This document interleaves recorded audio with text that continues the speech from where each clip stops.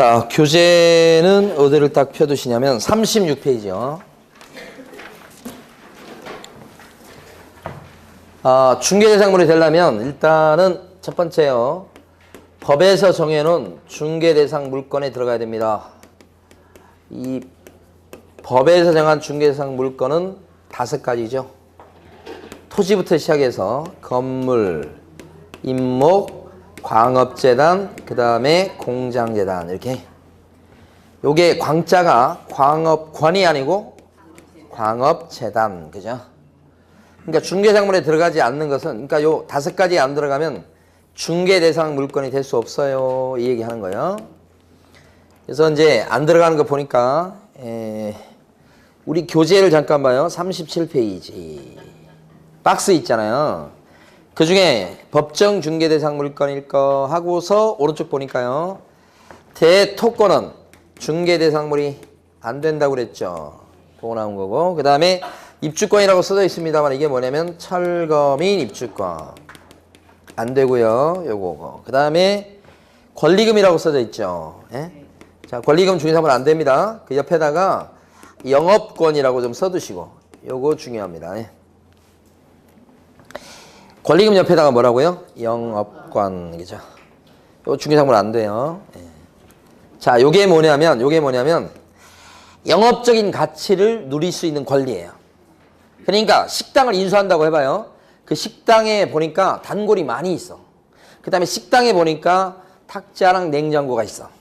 식당 가만히 보니까 위치가 끝내줘. 이런 영업적 가치를 누릴 수 있는 권리가 영업권이고, 그때 그 영업적 가치를 누릴 수 있는 영업권을 권리금을 주고 사는 거야. 그러면 이 영업권이라고 하는 것은 부동산이 아니에요.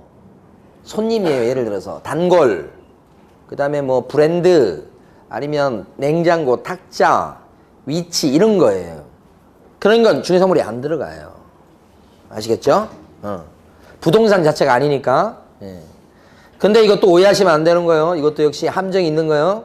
실제 여러분들이 자격증을 따서 사무실을 운영하시잖아? 그러면 상가를 중개하다 보면 이 영업권을 갖다가 알선해요, 실제는. 권리금 얼마에 이 가게를 인수하게끔 소개시킨다고. 그거 중개해 주잖아. 그치? 근데 중개상물 아니라고 지금 하잖아, 지금. 이게 깊은 뜻이 있는 거지. 중개상물 아니면 중개를 못해요? 이런 뜻이 아니고, 할 수는 있는데 이거 해주고 받는 돈은 복비가 아니어서 많이 챙겨도 괜찮다는 거야. 그런 깊은 뜻이 들어있는 걸 알고나 졸업하는지 모르겠어? 중개를 못한다고 자꾸 생각할 가능성이 높아. 중개를 못한다는 뜻이 아니고 중개대상물에 안 들어가요. 그죠? 이건 진짜 중개 못해요. 이건 못하는 거, 이건 의미가 틀려. 예. 하여간 시험 보실 때까지는 다 잊어먹으시고, 영업권은 중개대상물에 안 들어가. 그죠? 예, 그 다음에 권리금도 안 들어가. 이렇게 하시면 되고, 그 밑에 보면 세차장 구조물이라고 나와 있는 거 있죠? 세차장 구조물도 중개대상물에 들어가지 않는다. 그 다음에 하나만 더 적어보시면, 밑에 있군요. 제일 끝에 가면 뭐가 나오냐면 광업권 나오죠? 광업권. 중개상물 아니죠? 그렇게 그 정도 체크하시면 될 것 같습니다. 자, 그 다음에 중개대상물이 되려면, 자 보세요. 두 번째, 법에서 정해놓은 5개 중개상물에 들어간다고 다 중개상물 되는 게 아니고, 두 번째 요건이 뭐냐, 사유물이어야 돼요. 사유물일 거, 이런 식으로. 개인 거 아시겠죠? 네. 그러니까 개인께 돼야 뭐예요? 거래가 가능하고 중개대상물이 될 수 있다, 이런 얘기야. 그러니까 반대 개념으로 보면 사유물이 아니고 국가 겁니다. 국유재산요. 아니면 지방자치단체 소유재산입니다. 공유재산요. 이러면요. 거래가 되겠어요? 안 되겠어요? 거래가 안 되죠. 따라서 이때는 그 목적물은 중개대상물이 될 수가 없다. 거래가 안 되는 것들, 거래되는 것들, 이렇게. 자, 예를 들면 청와대 같은 거예요. 청와대 뭔지 아시잖아요.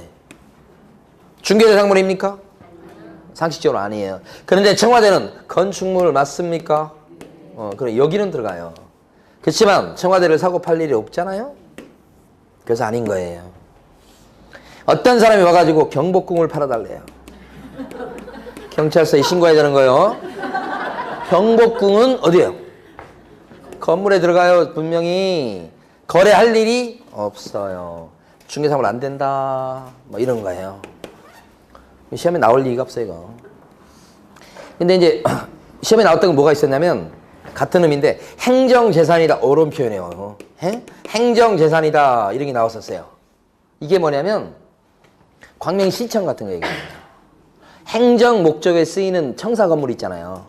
광명시청 청사 건물 있잖아요. 시청. 이것은 중개사물 될 수 있을까요? 거래할 일 없어요, 이거. 거기서 공무원들이 일 보는 데지. 그걸 이렇게 얘기해요. 요건 출제가 됐었지, 이런 거. 중개사물 안 됩니다, 이거. 결론적으로. 자, 중요한 건 근데 그게 아니고 요 위에 거예요. 지금부터 보는 게 중요합니다. 사유물이에요. 거래가 가능해요. 중개사물 돼요. 그런데 거기에 대해서 개인 물건에 대해서 공법상 규제를 가하는 경우가 그렇게 많아요. 개인 건데, 개인 땅인데, 아니면 건축물인데 규제를 가해요. 그린벨트를 묶어버려요. 그린벨트 지역 내에 임야입니다. 중개사물 되나요? 그린벨트를 묶어놨어요. 중개사물 되나요? 돼요. 그린벨트 지역 내 임야에 대해서 매매가 될 수 있어요? 매매 할 수 있냐고? 겁먹지 마시고. 할 수 있어요. 할 수 있다고. 할 수 있는 거예요, 그거에. 그린벨트 지역 내 임야다 그러면 할 수 있어. 대신 그거 산 사람은 사가지고 거기다 건물 짓거나 그런 것이 굉장히 어렵겠죠. 그린벨트로 묶여 있으니까 자기 마음대로 뭐 못하겠죠. 그런 규제를 받을 뿐이지 거래를 못하는 건 아니잖아요. 그러니까 중개 대상물이 될 수 있다라고 하셔야 돼. 자, 토지거래 허가구역 내 땅이에요. 허가구역으로 묶여 있으니까 이거 거래할 때 사전에 시장군수구청장의 허가를 받아야 되는 것이에요. 그런 불편함이 있지요. 그렇지만 거래를 못한다는 겁니까? 할 수 있어요. 허가받아서 하면 돼요. 그러니까 토지거래 허가구역 내 땅이다. 규제 대상이죠. 그래도 중개사물 될 수가 있다. 군사시설 보호구역으로 묶여 있어요. 그래도 중개사물 될 수 있다. 이거예요, 이거. 자, 또 한 가지 사유물인데 두 번째. 자, 이런 것들이 시험에 잘 나옵니다. 사법상 제한을 받고 있다. 권리 행사하는 것을. 그죠? 예를 들어서 제 집인데 누가 저한테 받을 돈이 있다는 거예요. 돈 못 받았다고 제 집에 대해서 가압류를 걸어놨어요. 그 가압류 등기된 아파트예요. 응? 이렇게 되면 제 집이지만 가압류가 걸려있기 때문에 제가 이걸 세를 놓거나 그 다음에 팔거나 그랬을 때 좀 껄끄러워요. 이것 때문에. 살라온 사람이, 세 들어올 사람이 이 가압류가 뭐예요? 그래 버리니까 세를 잘 놓기 힘들어질 수 있잖아요. 뭐 때문에? 가압류 등기 때문에. 그게 소유권 행사하는 것을 제한을 받게 되는 그 요인이라고. 이렇게 가압류 등기된 아파트는 사고 팔고 세를 놓고 그렇게 할 수 있나요? 있어. 그죠? 거래는 할 수 있는데 다만 여기 세입자로 들어온 사람 또는 산 사람 같은 경우 잘못하면 피해를 볼 수는 있긴 하지. 위험성이 도사리고 있긴 하지. 그렇지만 용감하게 거래를 할 수는 또 있는 거다 이 말이에요. 그러니까 위험성이 있냐 없냐를 제가 여러분한테 여쭤본 게 아니야. 단순히 거래될 수 있냐 없냐만 물어본 거예요. 있습니다. 자, 경매 등기된 빌라. 이러면 경매 넘어간 빌라라는 뜻이에요. 자, 이거 중개사물 될 수 있을까요? 있지, 될 수 있지.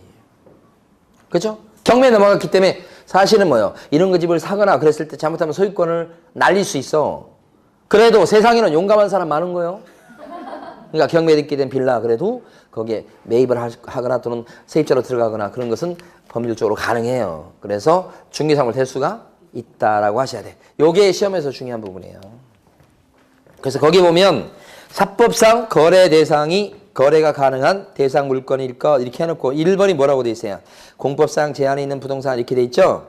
그 중에서 보니까 네 번째 점에 보면 개발 제한 구역 내 토지 있고요. 다섯 번째 보면 토지 거래 허가 구역 내 땅 있고요. 군사시설 보호구역 내 토지 있고 그러죠? 그런 거예요. 밑에 보면 사법상 제한이 있는 부동산은 가등기, 가처분, 가압류 설정된 부동산 나왔잖아요. 그죠? 그 다음에 지상권, 저당권이 설정된 부동산. 사실은 대출, 그래서 건전하게 설정된 부동산 많잖아요. 그렇죠? 그럼 대출이 있다 그러면 그 집에 세입자로 들어가게 되면 우리가 옛날에도 배웠습니다만은 건전하게 먼저 있는데 세입자가 그 다음에 들어가면 위험해요. 액수에 따라 다를 수는 있겠으나 그래도 거래 못할 것은 아니다. 위험성이 도사리고 있지만 그 얘기잖아요. 밑에 건 용익물권 뭐 건재단 그게 그거잖아요. 그래서 이쪽 부분이 시험에 잘 나와서 지금 빨간색으로 써본 거고요. 그 다음에 아시겠지만 이거 해봅니다. A라는 사람이 요 B한테 이제 소유권이 넘어가게 됐어요. 이게 근데 어떻게 넘어갔냐? 소유권 넘어갔으면 B가 소유권자가 됐어요. 상속이에요. 상속. 상속을 통해서 소유권이 B한테 넘어간다. 그랬을 때 요건요. 중개 대상물이 될 수 있을까요? 없을까요? 상속 그럴 때 요것은 중개 대상물이 될 수가 없지. 상속은 저절로 일어나 저절로. 그러면 이건 중개 대상물 될 수 없는 거지? 상속일 때는 이거 한 거잖아 이거. 아까 첫 시간에 배울 때는 이랬을 때는 중개라고 하는 것도 성립할 수 없다. 중개. 그죠? 안 된다고 그랬죠? 개입할 여지가 없어서. 첫 시간에 배운 거 아니에요 그게. 중개 대상물, 이렇게 중개 대상물은 될 수가 없는 거지 그때. 뭐일 때요? 상속일 때. 자, 상속 끝났어 이제 돌아가셔가지고. 상속 끝났어. 그럼 이걸 갖다가 B가 상속받은 것을 그 다음에 C한테 팔 수 있나요? 가능하잖아. 임대차, 전세에 놓을 수도 있고요. 자, 두 번째 포인트는 상속받은 건물이에요. 자, 상속받은 건물은 중개 대상물이 될 수 있나요? 될 수 있지. 중개 대상물이 될 수 있는 거예요, 이거. 상속받은 건물 그러면 이것은 중개가 개입될 여지가 있나요? 가능하잖아. 지금 뭘 구별하려고 하는 거냐면 자, 상속을 통해서 이렇게 될 때는 안 돼, 안 돼. 그러니까 뭐든지 안 돼. 근데 상속된 부동산은 돼. 중개 대상물도 되고 중개될 수 있고. 구별되시나요? 네. 그렇게.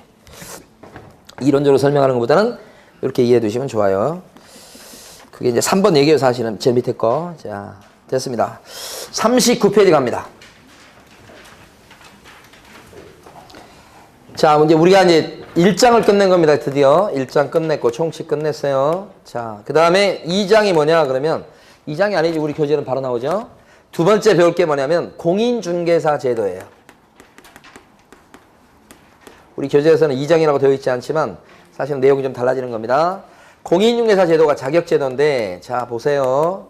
여기 들어가 있는 내용이 3가지 정도 내용이 들어가 있어요. 자, 첫 번째는 자격 취득에 대한 얘기가 나와요. 그러니까 이게 뭐냐면 시험제도라고, 시험제도. 그 다음에 뭐가 나오냐면 여기 정책심의위원회 내용이 나와요. 정책심의위원회. 그 다음에 세 번째는 자격증 대여 문제 나와요. 자격증 대여. 이 3가지 내용을 여기서 해보려고 해요. 두 번째 파트에서는. 근데 여기에 가만히 보면 중요한 부분이 어디냐면 요 중에서 중요한 부분은 시험제도 별로 그렇게 중요하지 않아요. 여기 보면 정책심의위원회가 꽤 중요합니다. 그 다음에 자격증 대여 요것이 판례가 있는데 내용은 적어요. 이 판례를 좀 잘 알아두셔야 됩니다. 요걸 공부할 겁니다. 먼저 제일 우리 교재에서는 정책심의위원회가 먼저 나왔습니다. 여기 두 번째 게. 거기 보면 네모 1번에 가로 1번 밑에요. 설치 목적 나온 2줄 밑줄 긋습니다. 보시면 뭐라고 되어 있냐면 공인중개사의 업무에 관한 사항, 업무에 관한 다음 각호의 사항을 심의하기 위해서 국토교통부에다가 정책심의위원회를 어떻게 할 수 있다고요? 둘 수 있다. 자, 정책심의위원회는 어디에다가 설치한다고요? 국토교통부입니다. 그 국토부라는 걸 알아두셔야 돼요. 국토부에다 설치할 수 있다. 근데 거기서 어떤 걸 심의하느냐? 밑에 보니까요. 심의사항이 파란 박스에 4개 나오죠. 1번 보니까 공인중개사의 시험 등 공인중개사 자격 취득에 관한 사항이다. 이렇게 돼 있죠. 그러니까 심의사항 중에 첫 번째가 시험에 관련된 거예요. 시험. 그러니까 시험 나오면 심의위원회에서 심의하는 사항에 들어가는 거예요. 시험. 중요한 단어가 시험이에요. 그 다음에 2번 보면요. 뭐가 나오죠? 2번은 많이 보던 게 나오는데 부동산 중개업의 뭐예요? 육성. 아까 목적할 때도 나왔죠 이거? 중개업의 육성이다. 이런 거 심의하는 거예요. 중개업 육성책을 심의하는 거예요. 자, 세 번째 심의할 것은 보수 변경에 관한 사항 이렇게 돼 있죠. 보수가 또 중요한 단어입니다. 보수. 그죠? 보수 변경. 이제 최근에 여기서 정책심의위원회에서 심의한 사항 중에 대표적인 게 요겁니다. 3번. 오피스텔에 대한 복비가 말이에요. 0.9%까지 받을 수 있었어요. 한 3, 4년 전에. 0.9. 그러니까 이게 오피스텔이 대부분 주거용이 많은데 0.9까지 받으니까요. 일반 뭐 원룸이라든지 일반 주거용보다 복비가 세요. 그래서 오피스텔에 대한 복비를 0.5나 0.4로 낮춘 거예요. 그걸 여러분 나중에 배우세요. 그러니까 오피스텔에 대한 복비를 갖다가 낮추는 것도 어디서 심의를 했겠다? 정책심의위원회에서 심의했겠다. 그 말이에요 지금.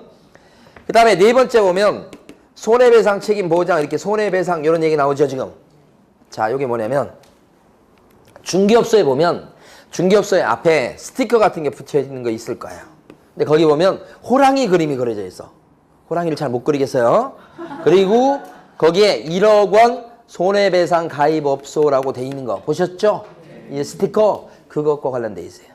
손해배상과 관련해서 지금은 최소한 1억 이상 하도록 최소한 1억 하도록 돼 있어요. 1억 이상. 근데 옛날에는 이게 5천만 원 이상이었어요. 5천만 원 이상. 그러다가 지금 1억 이상이죠. 이제 물가가 올라가고 시간이 5년, 10년 지나면 아마 반드시 2억 이상으로 올라가 있을 거예요. 물가 올라가니까 어쩔 수 없어요. 옛날에는 5천이었다가 지금 1억 이상인데 앞으로 어떻게 될 수 있다고요? 2억 이상. 그럴 때 이렇게 하자 그러면 어디서 심의해요?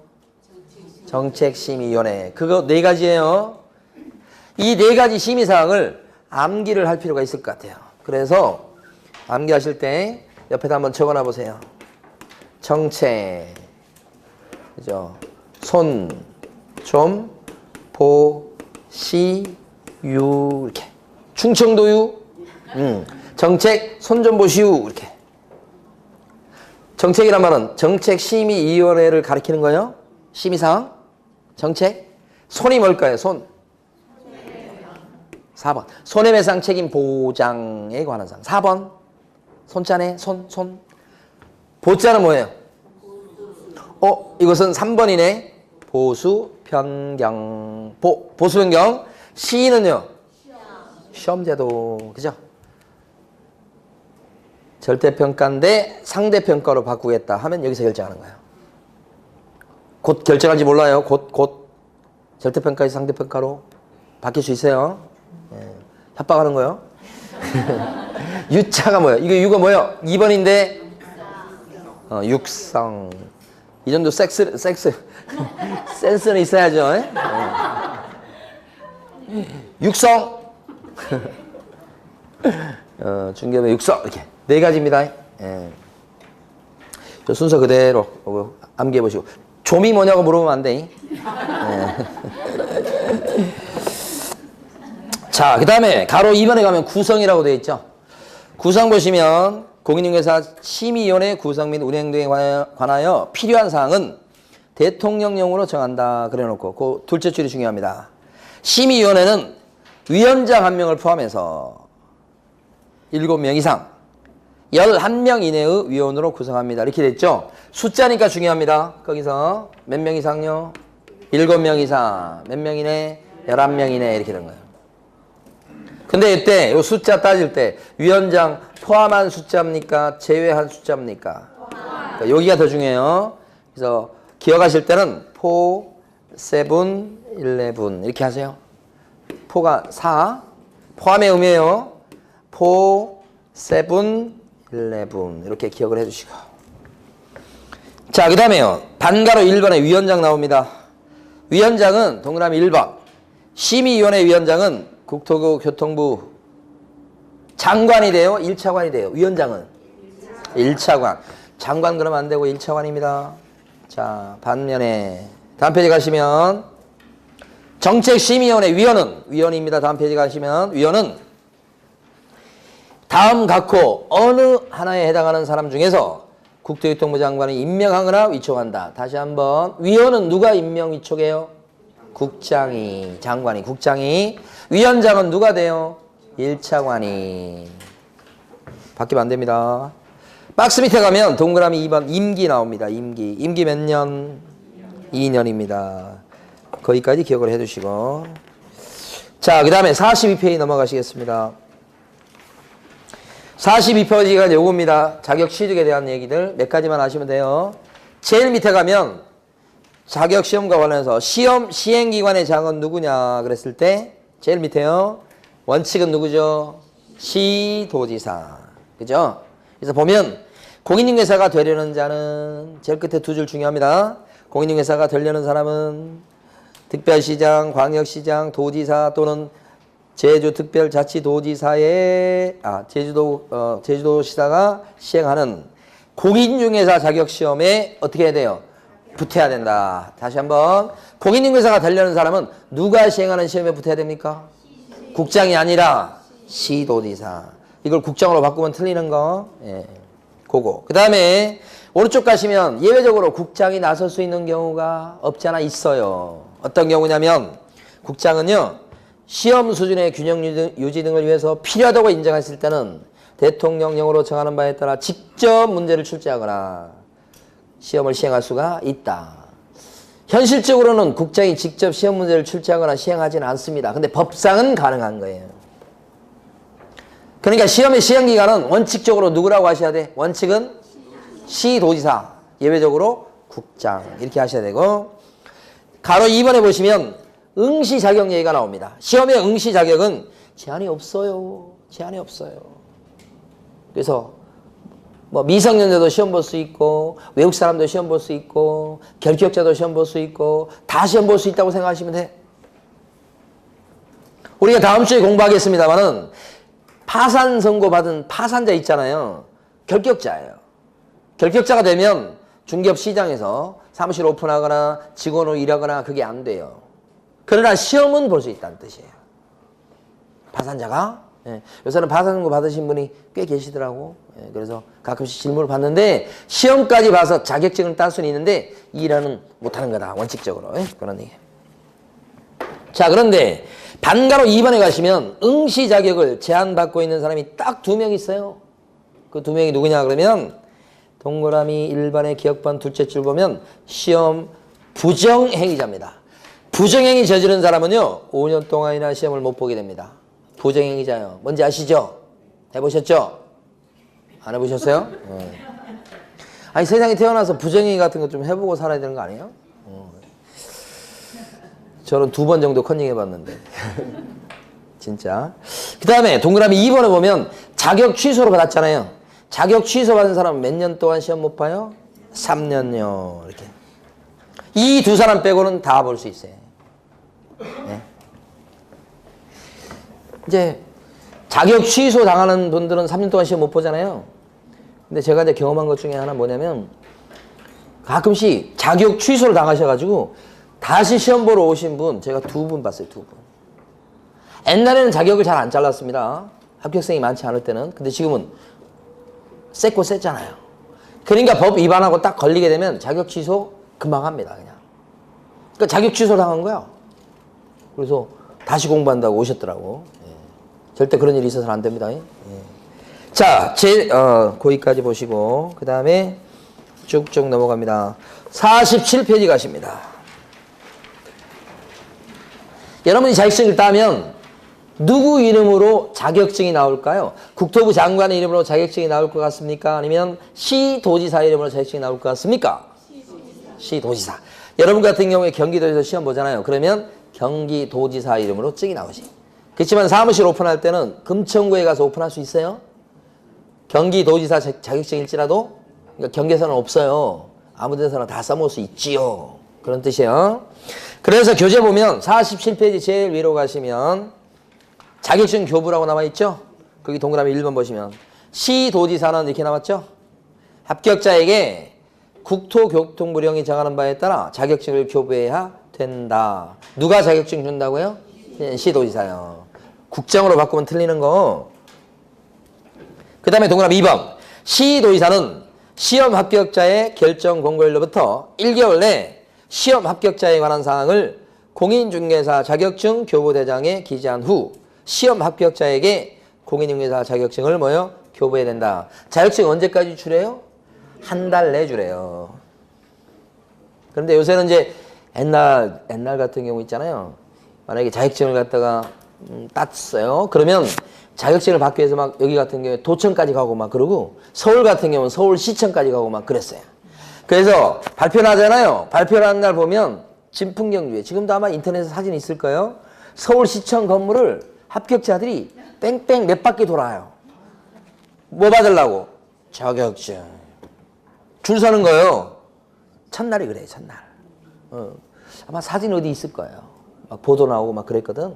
근데 지금은 어떻게 해요? 집에서 택배로 보내? 그러면 보내줘요. 택배비는 부담하셔야 돼. 그러니까 이제 세상이 자꾸 변화되는 거죠. 옛날에 막 줄 서서 받았어. 자, 이번에요. 어디 가시냐 그러면은 53페이지 갑니다. 53페이지 가면 제일 위에 제목이요. 자격증 대여 금지라고 나왔죠? 자격증 빌려주면 돼요? 안 돼요? 안 되죠. 응? 근데 빌려주는 사람 많이 있어요. 네. 딸이 아버지한테 빌려주는 경우 받고, 그죠? 아내가 남편한테 빌려주는 경우 받고, 반대 경우도 받고, 그죠?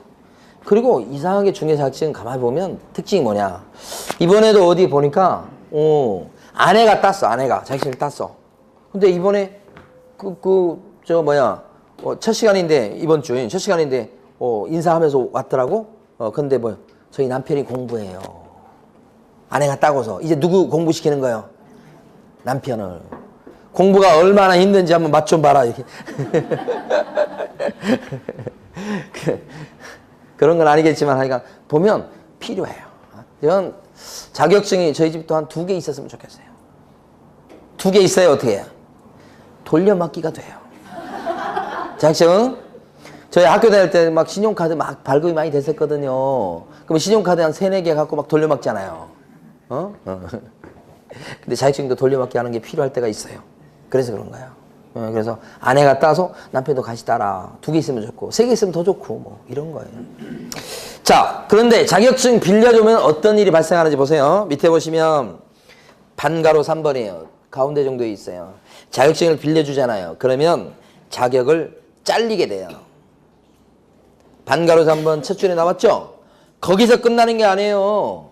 자격 취소 될 뿐만 아니라 형사처벌이요. 1년 이하의 징역이나 1천만 원 이하의 벌금으로 형사처벌 대상이 된다. 빌려주면요. 빌려줘서는 안 되는 거죠. 자, 근데 문제는 뭐냐면 이거 빌려준 건지 아닌 건지 판단이 애매한 경우가 발생해요. 자, 지금부터 봅니다. 요 판례가 중요하다고 말씀드린 거예요. 자, 이 사람은 돈이 많아요. 그런데 막 학원 다니고 그런데 자격증 못 땄어요. 그죠? 근데 B는 같은 학원 다녔는데 돈은 없지만은 공부를 잘해요. 자격증을 땄어요. 그래가지고 뭐요? 아, 그러면 나랑 같이 하자. 난 자격증 딸 자신이 없다. 같이 하자. 이렇게 동업하는 형태를 간간히 봐요. 같은 학원 출신들끼리. 이랬을 때 이게 적법한 동업인지 대연지 그걸 판단해야 되는 거예요. 이때 여러분은 자격증이 없습니다만 돈이 많기 때문에 점포를 얻어요. 그래서 쓰라고 빌려주는 거예요. 그러면 법률상으로 요분이 중개보조원이고 이쪽 요 B가 뭐예요? 개공이에요. 그러니까 B의 증을 걸고서 A랑 같이 돈벌이 하는 거예요.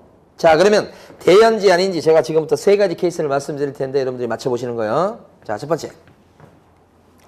계약서를 씁니다, 지금. 매매계약서를 써요. 이렇게. 그리고 여기다가 개업 공인인가사 해가지고 B의 이름을 쓰겠죠? B. 그리고 B의 도장을 찍겠죠? A 이름 쓰고 A 도장 찍으면 잡아가는 소리밖에 안 돼요. B 걸 써. 근데 이때 계약서를 쓰고 있는 요 손을 딱 잡고 보니까 이 손이 누구 손이냐면 B 손이야. 도장을 찍고 있는 손을 딱 보니까 이 손도 B 손이야. 이거 대여예요? 아니에요? 아니에요. 이렇게 했는데 A가 돈은 다 벌어가. 뭔지 아시겠죠? A는 돈을 다 벌어가고 여기는 월급만 조금 주고 그렇게 해. 자, 그래도 대여 아닙니까? 아니죠. 이 대연지 아닌지는 누가 돈 벌어가냐 가지고 판단하는 게 아니에요. 대연이 아니냐는 누가 중개 업무를 봐주느냐.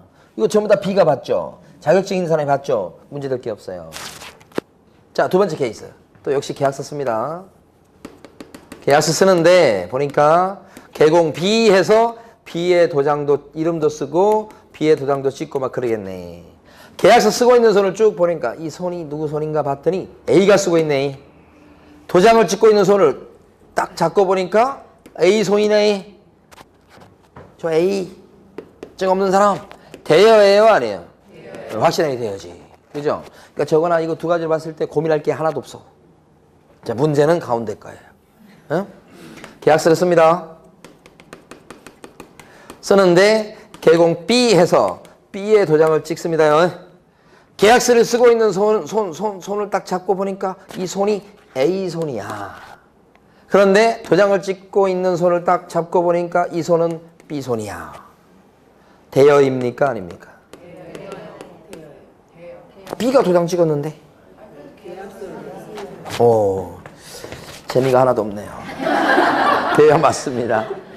대여입니다 이거.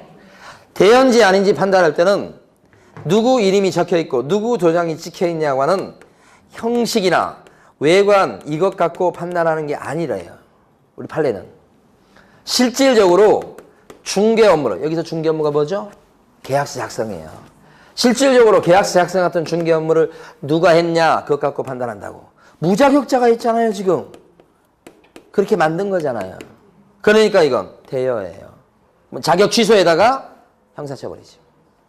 그러니까 이런 케이스는 어떤 경우가 있냐면 이게 들키기가 쉽진 않아요. 근데 실제 보면 어떤 케이스가 있냐면 자격증을 땄어. 경험이 없어. 이번에 딴 거야. 이분은 자격증이 없어. 부동산 경력이 40년이야. 그러니까 걸고 같이 하자. 그러니까 A가 다 하죠. 다 하고 이제 도장 찍을 때만 옆에서 청소하고 있던 B를 불러. 도장 찍으라고.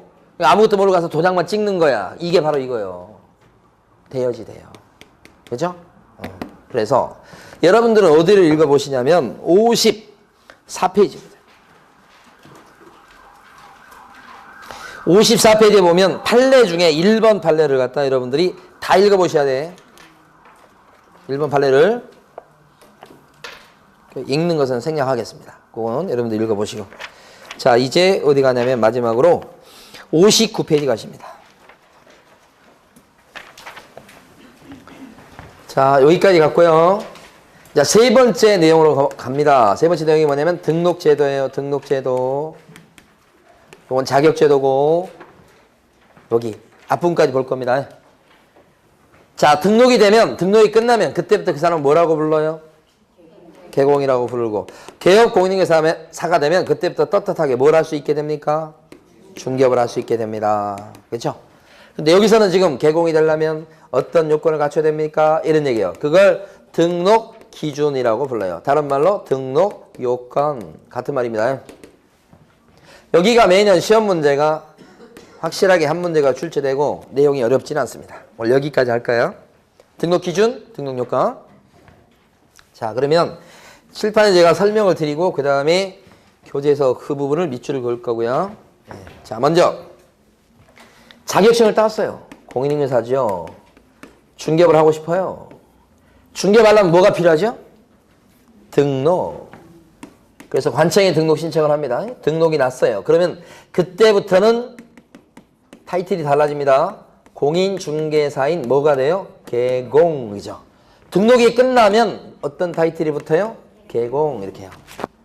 그러니까 공인중개사인 개공이 된다. 그러려면 등록이 돼야 되는데 그러려면 하나, 둘, 셋 요건 갖춰야 돼요. 그걸 보는 거예요. 일단 첫 번째는요. 자격증 따야 됩니다. 자격증 따야 돼요. 자격증 따야지 오픈할 수 있다. 이거예요. 지금 오픈할 때 갖춰야 될 요건 얘기하는 거예요. 자격증 따고요. 두 번째는요. 실무교육을 받으셔야 된다. 그죠? 이 실무교육은 보통 협회가 대학 이런 데 가서 받습니다. 그러니까 사무실 오픈할 때 받는 교육은 실무교육이다. 그죠?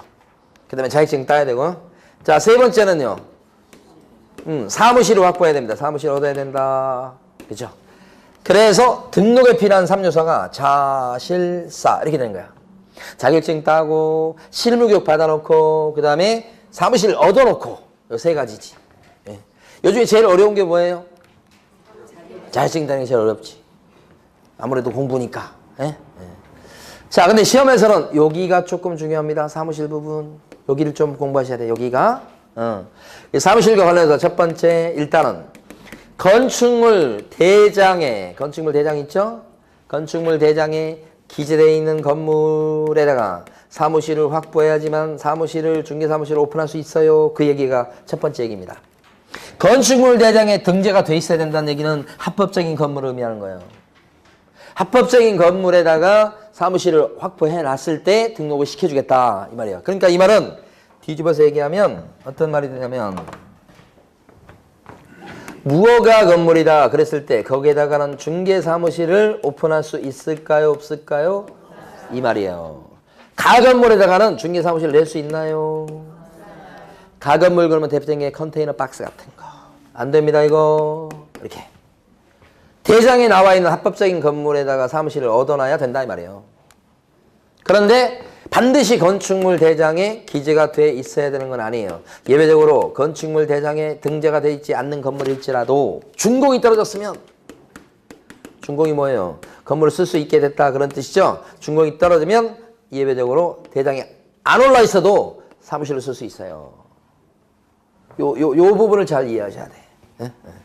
이거 이해하시려면 건물이 제대로 된 건물 될 때까지 그 과정을 여러분들이 이해하셔야 돼. 자, 첫 번째 건물 지을 때 가만히 보면 일단 건축 허가를 얻어갖고 건물 지은 경우가 많고 건축 허가 받고 그 다음에 공사 시작하면 그걸 뭐라고 불러요? 착공이다. 다 지으면 그때는 뭐라고 불러요? 준공 떨어졌다. 그리고 준공 되면 그 다음에 뭘 만들어요? 건축물 대장을 만들고 이 대장을 기초로 해서 그 다음에 뭐예요? 보존 등기를 하게 되죠? 등기부 만들죠. 이렇게. 이런 과정을 거치게 돼요. 그런데 중개사무실로 쓸 수 있는 건축물이 되려면 건축물 대장에 기재된 건물에 사무실을 얻어야 된다 이렇게 됐으니까 최소한 대장은 만들어져 있어야 되는 거예요. 그게 원칙이에요. 건축물 대장에 올라 있어. 건축물 대장이 만들어져 있어. 근데 아직 등기는 안 돼 있어.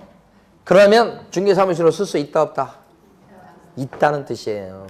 건축물 대장만 만들어져 있다면 혹시 미등기 건물일지라도 중개사무실로 쓸 수 있다. 이걸 정확히 이해하셔야 돼. 등기까지 나 있어야 되는 건 아니요. 자, 그런데 예외적으로 대장이 만들어져 있지 않지만 건물 쓸 수 있게끔 준공은 떨어졌다. 이렇게 되면 대장에 기대어 있지 않은 건물일지라도 예외적으로 중개사무실로 오픈할 수가 있다. 예외가 존재한다는 겁니다. 준공이 떨어지지 않았다. 그러면 절대 안 되는 거거든. 근데 대장은 원래 있어야 되지만 없는 경우에도 가능한 경우가 있을 수 있다. 그래서 원칙 예외. 그죠? 그러면 만약에 문제에서 중개사무실로 쓸 수 있으려면 그래서 개업공인중개사로 등록이 되려면 반드시 건축물 대장에 기재된 건물에 사무실을 확보해야 됩니다. 그러면 맞아요? 틀려요? X. 뭐 때문에? 예외 때문에. 그죠? 그래서 요 1번 내용이 그나마 좀 중요한 부분이에요. 자, 두 번째. 이 사무실을 확보하는 방법은 뭐든지 좋아요. 자기 소유 건물에다 사무실을 오픈할 수도 있고요. 남의 건물을 전세로 얻어도 괜찮고요. 남의 건물을 갖다 월세 줘가면서 빌려도 괜찮고요. 월세 빌리는 걸 뭐라고 그래요? 임대차. 월세 주고 빌리는 거 월세도 괜찮고 대부분 이거죠. 아니면 중요한 거 뭐예요? 공짜로 빌리는 방법이 있죠. 사무실을. 그 어떤 거예요? 공짜로 빌리는 걸 뭐라고 불러요? 사용대차. 공짜로 빌려주는 경우 어떤 경우가 있어요? 지워버렸네. 아까 동업할 때 돈 있는 사람이 가게 얻어갖고 자격증 있는 사람한테 너가 써라 이렇게 하는 거. 그게 이거예요. 그게 자격증 있는 사람한테 가게 주인이 가게 그 임차인이 월세 받지 않아요. 같이 동업하는데. 그렇잖아요. 그러니까 그때는 공짜로 빌려 쓰는 방법도 있다. 이것만 시험에 나와요. 이것만. 그러니까 사무실을 확보하는 방법은 뭐든지 좋아요. 반드시 임대차 해야 되는 건 아니에요. 사용대차도 있어요. 요거. 그 다음에 세 번째는 용도가 맞아야 돼. 용도, 적합성. 모든 건축물은 건축물의 용도가 정해져 있습니다. 그래서 그 용도에 맞는 그런 쓰임새로 써야 되는 거야. 근데 이 용도라는 건 건축법 시간에 배우세요. 근데 건축물의 용도가 이 건물도 그렇겠지만 제2종 근린생활시설이 되게 많아요. 이것도 아마 근생일 거예요. 2종 근생. 그러니까 여기 뭐 헤어샵도 들어오고 무슨 필라테스 들어오고 이런 거 다 2종 근생 쪽에 들어올 수 있는 업종이거든. 그러니까 2종 근생의 용도가 제일 많아. 중개업소도 어디에 들어올 수 있어요? 제2종 근린 생활시설. 건축물 대장을 띄면 나와요. 그 2종 근린 생활시설에 해당하는 용도입니다. 그러면 중개사무실 오픈이 돼요. 아니면 일반 업무시설요. 일반 업무시설에 해당됩니다. 그러면 중개사무실 오픈할 수가 있어요. 이런 용도면 된다. 이런 뜻이에요. 그런데 말이에요. 그런데 건축물의 용도 중에 공동주택 이런 거 들어보셨나요? 용도가 있어요. 여러분 건축물 대장 띄워보면 여러분들이 아파트에 사시면 공동주택이라고 나와. 아파트 이렇게 써져서 이것도 용도예요. 건축법 시간에 배우셔요. 그럼 공동주택에다가 무슨 주공아파트 101호 거기에다가 중개사무실 낼 수 있다 없다? 보셨어요 그런 거?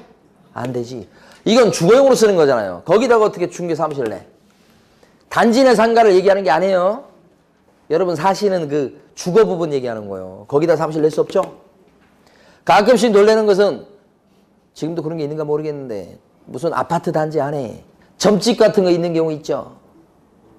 잘 없나요? 있을 수 있잖아요. 그런 경우는 점집 같은 경우 왜 그렇게 들어갈 수 있었는지 좀 궁금해 죽겠어요. 근데 아마 그게 자유업종일 거예요. 규제 안 받는 거. 그러니까 거기다 갑자기 뭐요? 전세 살겠다고 들어왔다가 갑자기 뭐요? 앞에다 뭘 걸잖아. 중개사무실은 거기에 등록증이 안 나와요. 여기다가는. 절대 안 나오지. 그런 뜻이요. 판매시설이 판매시설. 예를 들어서. 다이소 있죠, 다이소. 다이소 막 통을 다 쓰고 막 그러면 그건 판매시설이라야 돼요. 그런데 이런 판매시설에다가 중개사무실 오픈할 수 있을까? 용도가 판매시설인데 안 된다. 용도가 안 맞아요, 용도가. 용도는 여기 아니면 여기. 근데 참고로 일종 근생에도 대부분 낼 수 있다고 생각하시면 돼. 일종 근생도 2종뿐만 아니라 근데 보통은 2종 아니면 여기. 여기까지가 등록 요건 3가지요. 자, 교재를 정리하면 59페이지 보시면 중간 정도에 보면 반가로 1번 있고요. 요게 칠판에 지금 설명드린 내용이에요. 그 중에 동그라미 1번은요. 실무교육을 받았을 거 이렇게 나와 있고 제목만 필요합니다. 제목만. 동그라미 2번 보면 중개사무소 건물을 확보할 거. 이게 뭐냐면 사무실을 확보할 거 이거예요. 여기에 대해서 내용이 좀 있어요. 그래서 동그라미 기억번 원칙 나왔죠. 건축물 대장의 기존 건물에다가 자 사용권을 확보해야 된다 이렇게 돼 있어요. 그게 원칙이란 얘기예요. 그런데 가로 안에 보면 뭐라고 나와요? 가설 건축물 대장은 뭐예요? 제외다. 가건물은 빼요. 이런 뜻이잖아요 지금. 그 다음에 넷째 줄에 보시면 가설 건축물, 불법 건축물, 무허가 건축물로는 중개사무소에 개설 등록을 받을 수가 없다라고 돼 있죠. 그 말인 거죠 지금. 예. 자 다음 페이지. 동그라미 니은번 예외라고 나왔죠. 건축물 대장에 기재되기 전의 건물로서 준공검사 또는 준공인가 사용승인 또는 사용검사를 받은 건물에 사용권을 확보해도 등록받을 수 있다. 예외적으로. 그죠? 요건 예외죠. 그 다음에 그 밑에 줄 보면 소유, 전세, 임대차 그 다음에 뭣도 돼요? 사용대차 요것도 된다. 그죠? 그 옆에 공간에다 요거 좀 써두시기 바랍니다. 제2종 근린생활시설에 들어가거나 또는 뭐요?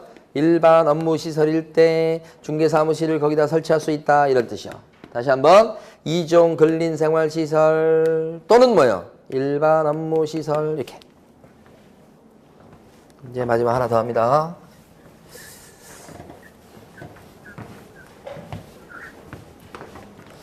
자 빨리 보시면 이번에는 법인이 있잖아요. 법인이 중개하려고 그럽니다.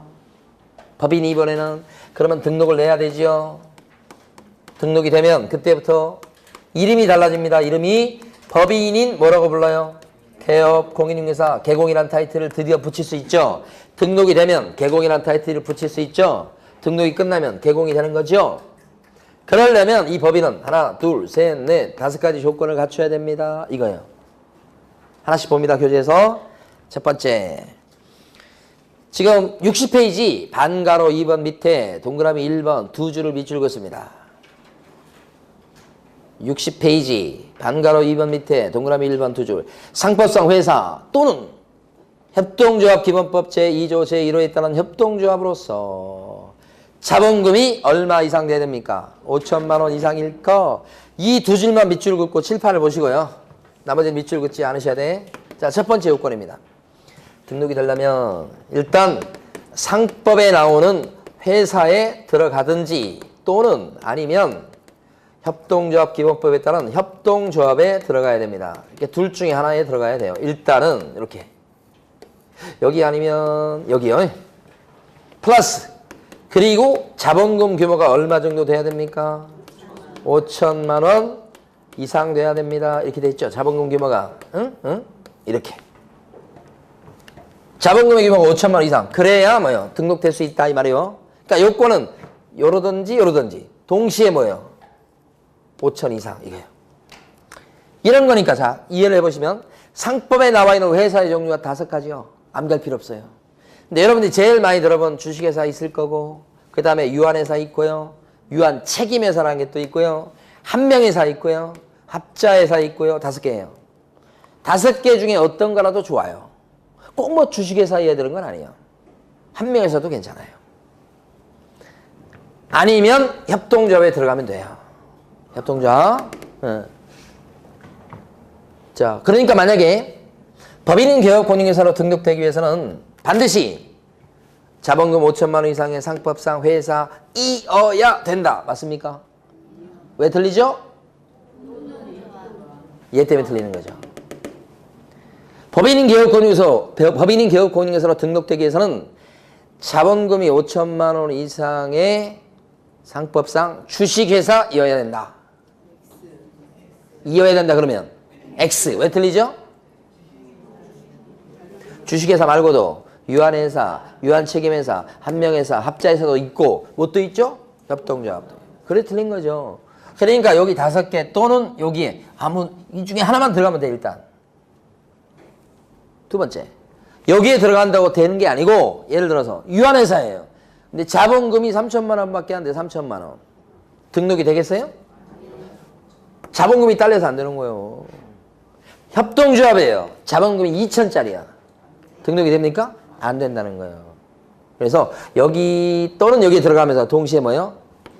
동시에 돼야 됩니다. 이렇게. 그런데 뭐가 있냐면 여기 지금 협동조합과 관련해서 사회적 협동조합이라는 게 있어요. 사회적 협동조합은 성격 자체가 비영리 성격이에요. 비영리. 그런데 중개업 자체는 영리활동이죠.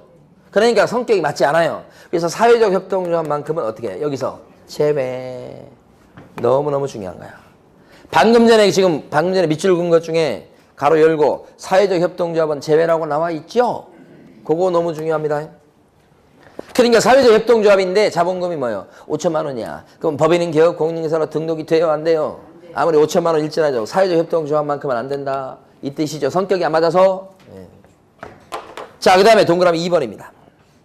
동그라미 2번 보면 14조에 규정된 업무만을 영위할 목적으로 설립된 법인일 것이라고 돼 있잖아요. 자, 동그라미 2번을 설명드릴 거예요. A라는 법인이 있습니다. 등록이 되죠? 법인 개공이 돼요. 근데 한 가지 아셔야 될 것은 법인인 개업공인회사가 되면 막상 되면 14조에 나와 있는 업무 그게 총 7가지예요. 14조에 나와 있는 7가지 업무만 할 수 있습니다. 나머지 못해요. 14조에는 우리가 아직 안 배웠습니다. 다음 주에 배워요. 거기 나와 있는 7가지만 누가 할 수 있다고? 법인 개공이 할 수 있어요. 그러니까 어떻게 하냐면 법인이 등록 신청을 할 때 이때 딱 봐가지고 모든 법인은 설립 목적을 다 정해놨어요. 그 설립 목적을 정관에 나온 설립 목적을 여기서 따져봐요. 그 설립 목적 정한 게 한 가지가 돼도 좋고 10가지가 돼도 좋은데 그게 싹 14조에 들어가야 돼. 만약에 설립 목적을 봤더니 14조에 들어가지 않는 게 한 개라도 나오잖아. 그럼 여기서 커트를 당해. 어차피 법인인 개업공인회사가 되면 7가지 요것밖에 못할 거니까 여기에 들어가지 않는 것을 설립 목적으로 삼고 있다. 그러면 등록을 안 받아준단 말이오. 예를 들어서 A 법인인데 설립 목적이 2가지예요. 하나는 뭐냐면 부동산 중개업을 갖다가 지금 하겠다고 설립 목적이 하나 돼 있고 또 한 가지는 부동산 컨설팅업을 하겠다고 설립 목적이 돼 있고 이렇게 2가지란 말이에요. 이 2가지를 설립 목적으로 삼고 있는 법인이 법인인 개업공인회사가 되겠다고 등록 신청을 한다 이 말이야. 이게 등록이 되겠냐 이 말이야. 등록이 되려면 이 두 가지가 다 14조에 나오는 것들이 돼야 돼. 14조는 아직 우리가 암기하고 공부하지 않았지만 밑에 있는 박스예요. 컨닝을 하셔야 돼. 밑에 있는 박스를 보시면 부동산 중개업이라는 게 14조 업무에 나옵니까? 몇 번에 나옵니까? 1번에 나오죠. 부동산 컨설팅 업도 14조 업무에 나옵니까? 3번입니다. 3번. 부동산의 이용, 개발 및 거래에 관한 상담. 상담이 컨설팅이란 말이에요. 그러니까 법인 업무에 들어가죠. 그러면 결국은 어떻게 해? 등록관청에서는 등록을 시켜주겠다 이렇게 하는 거야. 근데 만약에 법인 업무가 법인의 설립 목적이 가만히 보니까 세 가지예요. 예를 들어서 부동산 중개업을 하겠다고 돼 있고 중개업 이렇게 동그라미 치면 안 되는데 아직. 그 다음에 두 번째는 주택에 대한 분양대행을 하겠다 이렇게 돼 있고 분양대행. 그 다음에 세 번째 뭐예요? 운송업을 하겠다. 그죠? 이 세 가지를 설립 목적으로 삼고 있는 A 법인이 있다면 법인인 개업공인인계사가 되겠다고 등록 신청했을 때 법인인 개업공인인계사로 등록이 될까 안 될까 이거란 말이야. 이게 등록이 되려면 이 세 가지가 싹 14조 박스 안에 나온 것들이 돼야 되죠. 중개업은 1번이죠. 요거 몇 번에 요거 있어요? 5번에 있죠. 5번에 이건 있어요? 없죠. 14조에 나오지 않는 게 한 개라도 끼어 있으면 등록을 안 받아준다. 그게 2번이에요. 그러니까 동그라미 2번 요건과 관해서 여러분들이 이걸 시험에서 맞춰내려면 14조를 갖다가 암기하고 계셔야 되겠죠. 이 14조가 매년 한 문제가 출제된다고 보시면 틀림없어요. 나중에 가서 암기해 볼 거예요. 자, 그 다음에요. 오른쪽 가시면 제일 밑에 가시면 동그라미 3번 두 줄을 밑줄 긋습니다. 자, 대표자는 공인중개사여야 되고 나왔죠? 대표자를 제외한 너무너무 중요합니다. 제외한 임원 또는 사원의 3분의 1 이상은 공인중개사일 거 이런 뜻입니다. 자, 여기요 세 번째 요건입니다. 일단 법인인 개업 공인중개사가 되려면 대표이사는요 무조건 자격증 갖고 있어야 됩니다. 이게 첫 번째 요건이에요. 두 번째, 대표이사만 자격증 갖고 있어야 될 게 아니에요. 요 대표자를 뺀 임원 중에 어느 정도예요? 임원 또는 사원 중에 3분의 1 이상은 자격증 갖고 있어야 되겠죠? 중요한 포인트가 이겁니다. 일단 숫자예요. 3분의 1 이상. 근데 3분의 1 이상 요거 따질 때는요. 임원 사원 중에 따질 때는 대표자를 포함해요? 제외시켜요? 그렇지. 제외. 요거 포함 그러면 안 돼요. 2분의 1 이상 그러면 안 돼요. 글자 가지고 출제해요. 일단은. 그러니까 만약에 갑이라는 주식회사가 있어요. 주식회사도 법인 개공이 될 수 있죠. 근데 A가 대표이사예요. B가 전무이사, C가 상무이사, D는 감사예요. 감사도 임원입니다. 감사도. 이 사람들 이사고요. 이런 주식회사가 법인인 개업공인인계사가 되겠다고 등록 신청을 딱 했을 때 등록이 되려면 두 가지 산을 넘어야 돼. 일단 대표이사는 무조건요. 자격증 갖고 있어야 된다고. 이게 첫 번째 산. 두 번째는 이 사람 빼고서 나머지 임원이 이 사람들이죠. 3명. 그렇다면 이 사람들은요. 두 번째 요건은 다 자격증 갖고 있을 필요는 없는데 이 중에서 어느 정도요? 3분의 1 이상 자격증을 갖고 있어야 되겠다. 이런 뜻이죠. 지금 이 두 가지 산을 다 넘어야 되는 거죠. 그러니까 만약에 B, C, D가 임원들이다 그러면 최소 몇 명 자격증 갖고 있어야 됩니까? 최소 몇 명? 2명, 1명? 1명. 3분의 1 이상이라고 돼 있으니까 3분의 1도 포함하는 개념이에요. 3명 중에 1명도 3분의 1이요. 그러니까 최소 1명. 2명 있으면 더 좋고 최소한 1명은 있어야 돼. 자격증 있는 사람 한 명도 없어. 등록이 안 나지. 3명 다 자격증이 있어요. 대표이사가 자격증이 없어. 등록이 안 나지. 플러스에 플러스 이러면서 이래야 된다고요? 만약에 대표자가 A인데 대표자 뺀 임원이 4명이면 어떻게 돼? 4명. 3명이 아니고 4명이면 최소 몇 명? 2명 그때. 그렇죠? 3분의 1 이상은 2명이죠. 5명이면 여전히 2명. 6명이면 그래 2명. 시험에는 7명이 나왔어요. 7명은 그때부터는 3명이에요. 3명. 응? 응. 숫자 나와도 맞출 수 있어야 되고 지문 나와도 맞출 수 있어야 되고 그게 3번이에요, 지금. 그러면 결론적으로 자격증 없는 사람은 법인의 임원이 될 수 있다, 없다? 있다지, 있다. 이거니까 자격증 없는 사람은 법인의 대표자가 될 수 있다, 없다? 없다, 그건. 무조건 있어야 되니까. 자격증 갖고 있지 않아도 임원 될 수 있어요? 대표자 아닌 임원은? 임원은? 예. 자, 네 번째요. 밑에. 이제 다 했어요.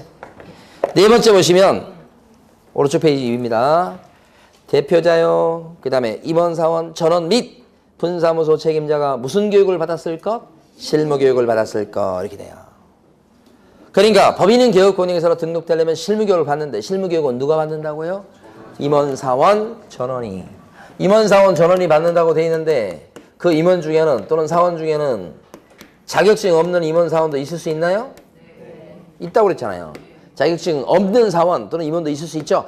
그런 사람도 실무교육 받아요? 네. 받습니다. 임원사원이라고 생겨먹는 사람은 다 받는다는 게 중요한 거예요. 4번에서는 전원이 받는 거예요. 분사무소 차릴 때는 누가 받고? 책임자가 받고.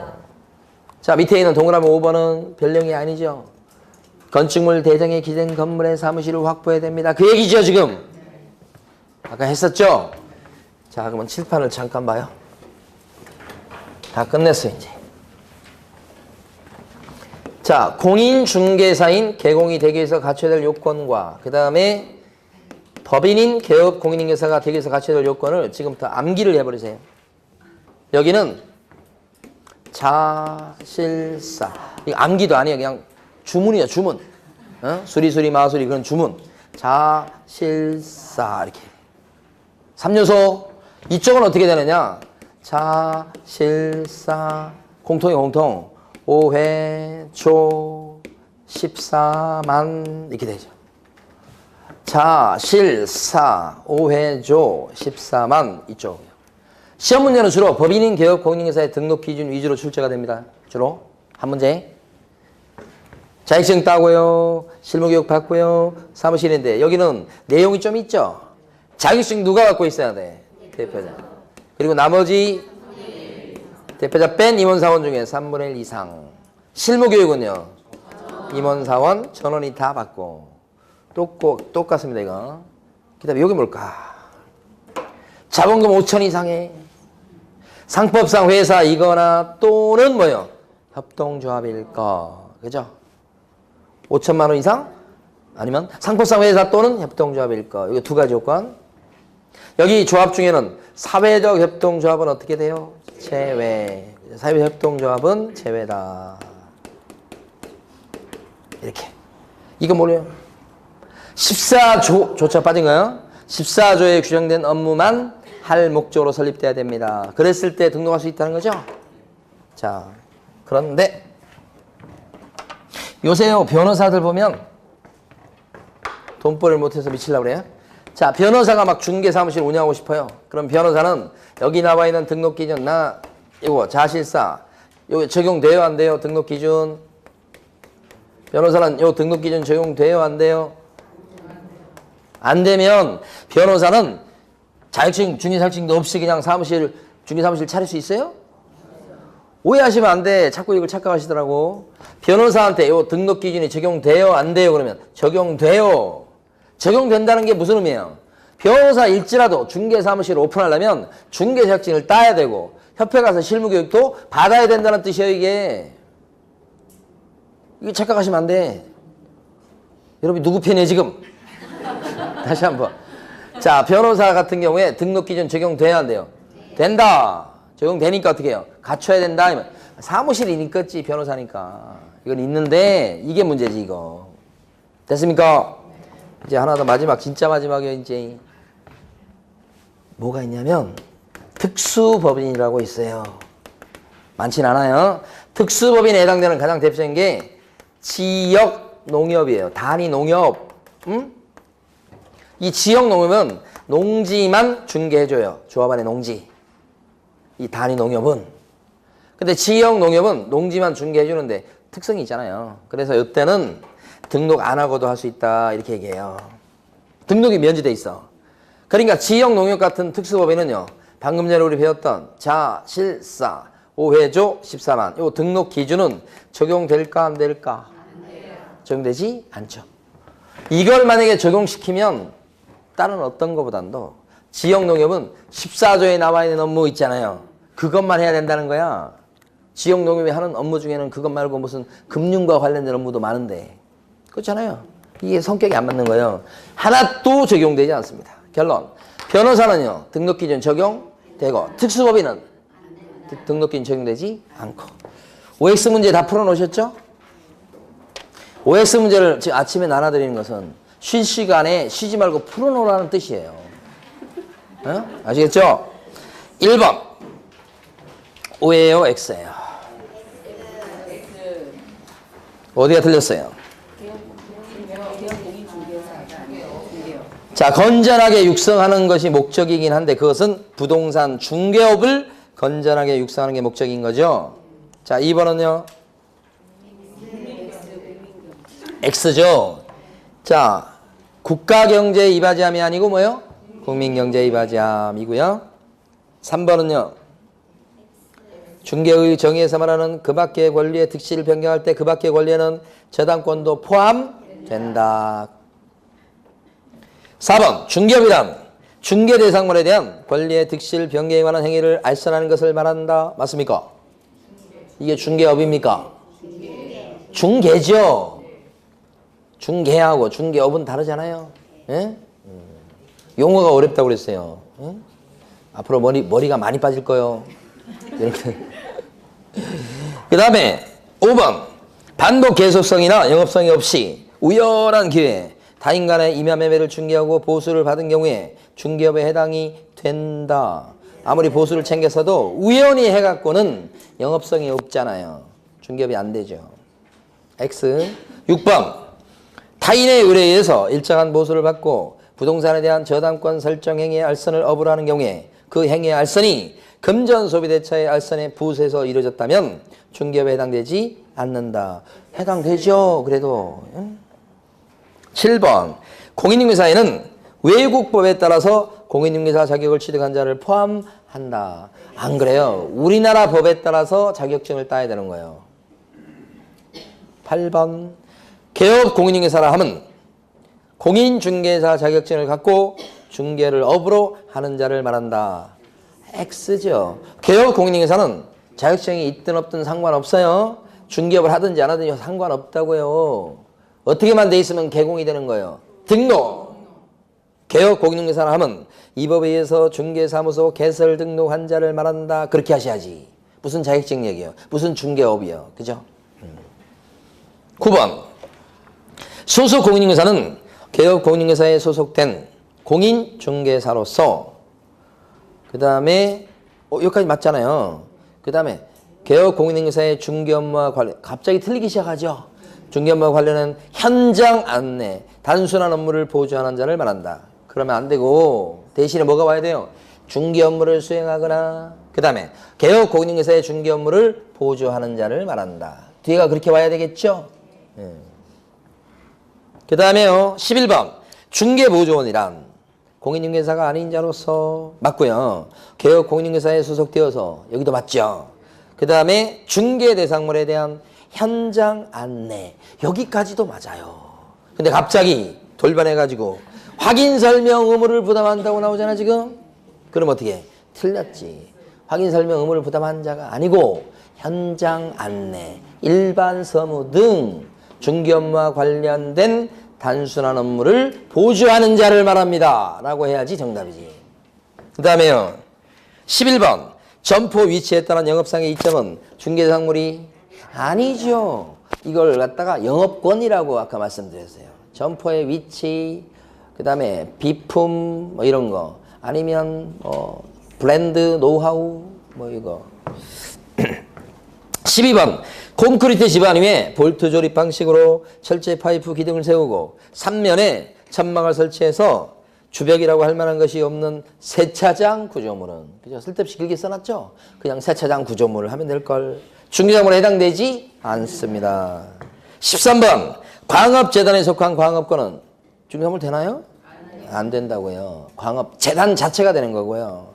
14번 임목에 관한 법률의 적용을 받지 않으나 명인 방법을 갖춘 수목의 집단은 중개상물에 해당이 된다고 했어요. 맞습니까? 그냥 명인 방법을 갖춘 수목의 집단도 판례상 중개상물 됩니다. 15번 토지거래 허가구역 내 토지는 중개상물에 들어가지요. 규제를 받고 있는 지역이긴 하나 거래 못할 건 아니죠. 16번입니다. 임목을 목적으로 하는 재단권의 효력은 임목을 벌채한 경우 임목이 잘려버린 거죠. 토지로부터 분리된 수목에 대해서도 임목 저당의 효력이 어쩐다고요? 미친다는 거예요. 17번 공인인계사 시험은 국토교통부 장관이 시행하는 것이 원칙이나 예외적으로 시도의사가 시행할 수 있다. 맞아요? 바뀌었잖아요. 원칙은 시도의사가 시행하나 국장이 예외적으로 직접 문제를 출제하거나 시행할 수 있다. 이렇게. 18번 2011년 11월 14일에 시행한 공인인계사 시험에서 부정행위를 한 응시자는 부정행위 저질렀네요. 2014년 11월 13일까지는 응시 자격이 정지된다. 맞습니까? 시험 부정행위자는 5년 동안 시험 못 보죠? 그러니까 2016년도라고 하셔야 돼. 14년도가 아니고. 그 다음에요. 19번 공인인계사의 업무에 관한 사항을 심의하기 위해서 공인인계사 협회에다가 공인인계사 정책심의위원회를 둘 수도 있다. 정책심의위원회는 어디에다가 설치하는 거예요? 국토부잖아요. 중개사 협회 아니잖아요. 틀렸죠? 20번요. 심의위원회 위원장은 심의위원회는 위원장 1명을 제외하고 7명 이상 11명 이내의 위원으로 구성한다. 위원장 제외가 아니고 포함이죠. 4, 7, 11 기억하시고. 21번 보면 공인중개사가 개설 등록을 신청하려는 경우에 연수교육을 받아야 되겠다. 사무실 오픈할 때 받는 교육은 실무교육이죠. 22번 개설 등록하고자 하는 자가 사용대차한 건물에다가는 개설 등록할 수가 없다? 아니요. 사용대차에도 사무실 확보로 인정받지요. 가건물이 안 되는 거고요. 그 다음에 23번 대표자를 제외한 임원 또는 사원의 3분의 1 이상이 공인중개사여야만 법인인 개업 공인중개사로 등록할 수가 있다. 여기서는 대표자 제외하고 3분의 1 이상이지요. 그래야 등록되는 거죠? 맞습니다. 24번 협동조합 기본법에 따른 사회적 협동조합인 경우 사회적 이 말 나오면 이거 빨갱이잖아. 빨갱이. 그러면 어떻게 이거 비영리잖아. 이거 안 돼. 그래서 이때는 법인으로 등록할 수가 없겠어요. 5천만 원 이상해도 안 되는 거예요. 예.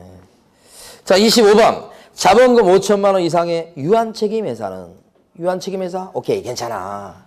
5천 이상이죠? 등록이 가능합니다. 25번 동그라미네요.